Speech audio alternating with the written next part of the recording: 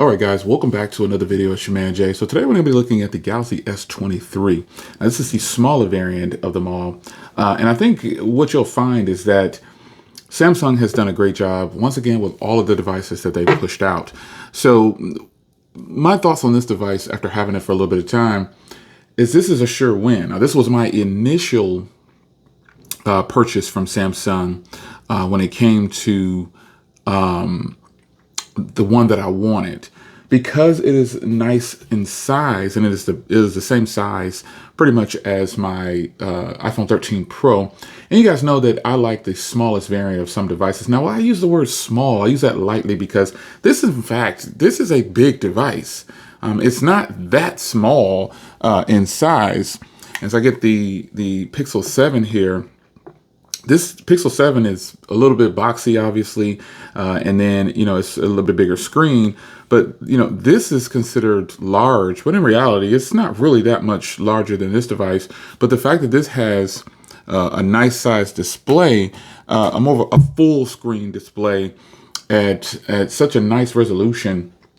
I mean, we're talking about 425 pixels per inch. Now, you guys are going to say, well, it's only 1080p, but it's 6.1 inches, and the screen to body ratio is almost 87%. Folks, what are we actually trying to accomplish here? I mean, this is a big display, and I think what happens is people get so caught up into the big versions of these devices that they just don't give the smaller screens, and I hate to keep saying smaller screens, but I'm talking about the Trio. They don't want to give this one a chance. Now, I understand why, but the battery life on here has been great. No issues whatsoever. I haven't found that this battery drains any faster than the S23 Plus. The S23 Plus has a 4,700 milliamp hour battery. Get it here. It has a 4,700 milliamp hour battery, and it for sure lasts a long time. But I think the way it's just the way they've optimized these processors with the screen and battery. I'd like to think that they did it intentionally.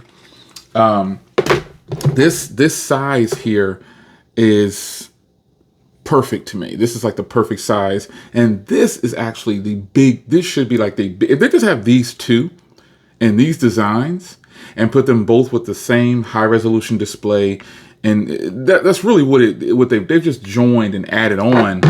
They added on the S23 Ultra instead of having a Note. So instead of having a Galaxy Note line, which I think they're just trying to make it easier on themselves as far as wording probably, but this is a Galaxy Note. This is the S line. After having all these in my experience with Samsung, this is the Galaxy S line. This is the Galaxy Note line. And while it really doesn't matter, but they've grouped together this phone with these phones, and I think that's kind of taking away from the consumer. And the reason being is because these phones should have high resolution displays. Yeah, for the price, I think they should. This one, especially this middle ground one, is $1,000 basically, or a little over $1,000. And while you get the 512 gig option, you don't get the Quad HD display. And they definitely could have left just this right here, because these are some great phones, folks. I mean, the S23, by all accounts, has been phenomenal. It performs just like the S23 Plus. And I know some of you guys can't experience all three because you don't need to buy all three, but there's a lot going on with this device, which makes it great. And it's performing the same as all of these. Now, these two here, obviously the 23 and the 23 Plus get much better battery than the Ultra. But this is my new Ultra. If you don't recall, I did have a cream Ultra. And when I went to do the exchange, they didn't have any more creams because I was going to go up to the 512 for some of you guys' recommendations. So this is a 512 Phantom Black. If you haven't seen that first video on this one, you should check it out. And by the way, the battery life is a lot better on this one.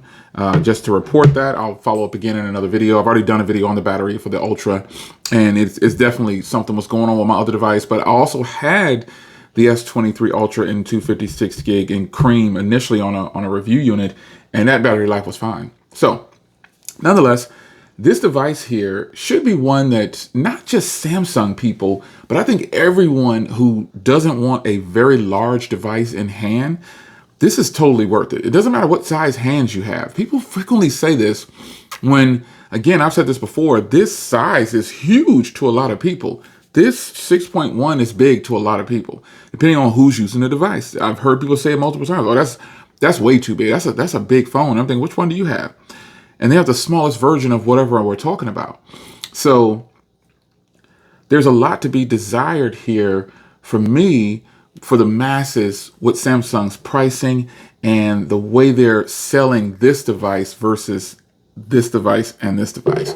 It's like this device doesn't get much attention at all, when in reality, this is the device that the masses could use. But I think being in a position where you get to sit back and watch people really gawk and goo-goo and all of the Ultra without even giving this one a second chance. And people who say, oh, I need the S Pen, I need the S Pen, I need this, I need that. I understand your needs, but you can still have pen support from this. You may not have the S Pen suite, so to speak, but you can download Galaxy Notes. You can have all those on this device and get the same experience and save a ton of money. But I understand. But even though the Quad HD display is here, and I said that these two really should have a Quad HD display, you don't really need a Quad HD display, to be honest. I think people want it on this because of the price, but Samsung could very well put a Quad HD display on all these devices. They all have the same 1750 peak brightness, and this one even has a 512 gig option. And, this has a 256 gig option. So why didn't this one get a 256 gig option? Like, I mean, if they do this, they're going to have to adjust the price. And they're going to have to lower the price is what it is. And I think that's what we see here, them wanting to make more money. Because for $860, for this 256 gig costs $860, right? For $860, this should have a 512 gig model. The 512 gig model could be $900. I mean, because it could be $860. This could be a 512 gig version. There's no reason why the smallest variant didn't get a 512 gig version. I don't understand Samsung's thinking. Well, it's money to me. It's about money. I think they just think of money, and they're saying to themselves, we're just going to sell them this and tell them this is why they can't have it, or it's going to make them get these other options if they want the more memory. And I think that's pretty shady. I think it's very shady for them to do that to this version right here, when in fact they know probably this will be the one that's most desired. Like, you see people talk about the iPhone 13 Pro Max and the bigger versions of them, when in fact tons of people buy the smallest versions of the iPhone. That's why Apple brought out the iPhone SE2, basically an iPhone 8 with a fingerprint reader. They keeps recycling this because they know that people actually really desire that. Not everyone wants a ginormous phone in their pocket. And that's why they have a Pro model of the iPhones, a smaller variant, basically. That's why they have this, because they know tons of people do not want a ginormous device in their hand. They know this. They know that, and that is why they continue to make those versions of the device. And this is basically Samsung's 13 Pro. However, if you go spec for spec and tat for tat, Apple's 13 Pro offers more when it comes to storage. You can get that's a terabyte iPhone. You can get a terabyte in the smaller variant. Why didn't Samsung do that? Because money. That's what I think. I think a lot of people say, I've heard people say that, oh, Apple really wants you to buy this version. Well, I don't really believe that to be true all the time, because Apple offers some bigger storage options in the smaller variants of their devices. Now, while the pricing is always questionable, Samsung should have a 512 version for this. And then Samsung needs to come out, like, remember the big Galaxy Note and the small Galaxy Note and the Galaxy Note Lite, all these different versions. Samsung needs to do that again if they're not going to improve and give us what we want on these models right here. There's no reason why these two models don't get as much love, I guess, from like Samsung's marketing team is what I'm talking about. I know that we love these devices. We enjoy these devices, but Samsung's marketing team definitely doesn't show this smaller one the love it deserves. And they're pretty much selling everyone, focusing on this. And I get it. You want to sell and you want to be profitable, but I personally feel like there should be a smaller version of the Note again, or go ahead and or S23 Ultra, whatever you want to call it. Separate these brands again. Separate these labels and give us a high quality S line like you used to have without the S Pen options and all of that. It will do well. There's all these people who are going to say, no, it won't do well. I need my S Pen. There's more people that don't have an Ultra than you think, folks. It's more people out there than you think that don't have an Ultra. Don't be fooled by what you see online. This S23 is one of Samsung's best offerings, but it's kind of overshadowed by the fact that we keep talking about this bigger device. When in reality, for those that know, the Samsung Galaxy Note 10, and then the bigger version of the 10, and then the light version of the 10, all these different versions were great. I think they should get back to doing the S line and the Note line. And I know it's just labels. And even if they don't do that, they got to start showing these two models some serious love, because as much as people don't want to hear it, that is what Apple is doing. And you listen to me, you know I'm not like pro Apple everything, but for the computers, I've already said yes, but phones, not really.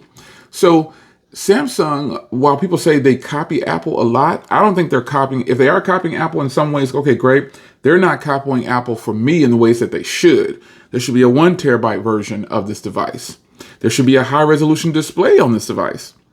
There should be a big and small version of a more, giving more like Apple does with their Pro lineup. And all Samsung could do is just call it the Ultra lineup. If they don't want to take away, if they don't want to bring back the Galaxy, because see, that would actually be smart on Samsung's part to officially bring back the Galaxy Note lineup. But I think their views might be tainted, or they might feel like people will bring up the Note 7. But in reality, that's dead and gone, man. That has not happened to them. Processors are better. Everything is better now. That would be some of the best marketing they could possibly do, is bring back the Galaxy Note lineup and separate them from the Galaxy S lineup, and still use the same setups here, but give the Galaxy, because if they really want to make some money, bring out Pro versions of the Galaxy S lineup and leave the Note lineup as their king devices like it used to be. That's just my thoughts on it. The S23 has got to be one of the biggest underdogs that we've seen from Samsung. Like this, it shouldn't be this way, but it is. The Galaxy S23 is definitely an underdog in my eyes, because it has phenomenal battery. It has a beautiful set of cameras, just like this one and this one. And they've definitely improved on battery, that's for sure. The hardware is beautiful. Everything about these devices are really nice, but a pro version for this device right here in a small compact body like this will be phenomenal. That's just my thoughts on it. So having said that, Samsung's pricing is, again, like all tech companies right now, they're going to try to get you to spend as much money as possible and give you the least amount. Like, I'm not the only one really concerned that we don't have a 512 version of this device, of the smaller version. Why not? It's not nothing to do with size or anything like that. It's a small section for the memory. The fact that they have a 128 gig version of this is weird. This one for 860 should be 512. If you're not going to give us a Quad HD display on these, I mean, at least give the memory. That's my thoughts on it. So it's your man Jay. The S23, the smaller variant here, is totally worth it. I think it's one of the best options on an Android device that you can get if you want a powerful compact device with some of the best cameras in the game. Well, it's going to be hard pressed to see what Apple is going to do next on their 15 lineup. And Google's got their hand in the game with their 7 and 7 Pro and 6A. But we also know the 7A is coming, and we'll see how that stacks up against the 6A and also the S23. So it's your man Jay. Hope you guys enjoyed. Quick update on the S23 and Samsung's lineup as a whole. That's my thoughts on it. What would you like to see Samsung do with their smaller variants? I say more memory and basically Quad HD displays on all of these things. This doesn't make any sense to me. I'll see you in the next video. Take care.